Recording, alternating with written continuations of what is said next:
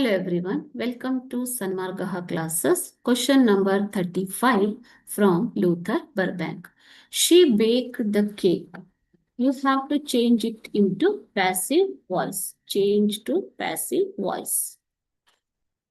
Okay, it is in active voice now. Active voice ಅಂತಂದ್ರೆ ಇಲ್ಲಿ baked ಅನ್ನೋದು ಪ್ರಮುಖವಾದ ವರ್ಬ್ ಆಗಿ ಕೆಲಸ ಮಾಡ್ತಾ ಇದೆ ಈ ಸೆಂಟೆನ್ಸ್ ಅಲ್ಲಿ. ಓಕೆನಾ? ಸೊ ಇಲ್ಲಿ ಶಿ ಅನ್ನೋದೇನಾಗತ್ತೆ ಮಕ್ಕಳೇ? ಸಬ್ಜೆಕ್ಟ್. ಕೇಕ್ ಅನ್ನೋದು ಆಬ್ಜೆಕ್ಟ್ ಆಗಿದೆ ಅಲ್ವಾ? ಸೊ ಫಸ್ಟ್ ಏನ್ ಮಾಡಬೇಕು? Interchange. You have to interchange subject and object. ನಾನು ಏನ್ ಮಾಡ್ತೀನಿ? ಫಸ್ಟ್ ಆಬ್ಜೆಕ್ಟ್ ತಗೋತೀನಿ, the cake. Okay, so next the cake ಆದ್ಮೇಲೆ you have to use auxiliary verb, which is that baked is past tense, isn't it? So past tense ಇದ್ದಾಗ was ಬರುತ್ತೆ.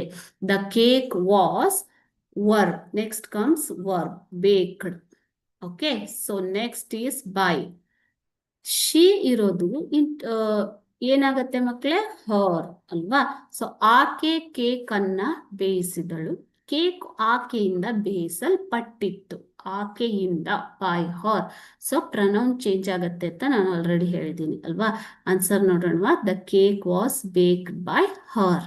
ಈ ರೀತಿ you have to change into passive voice. Okay, thank you.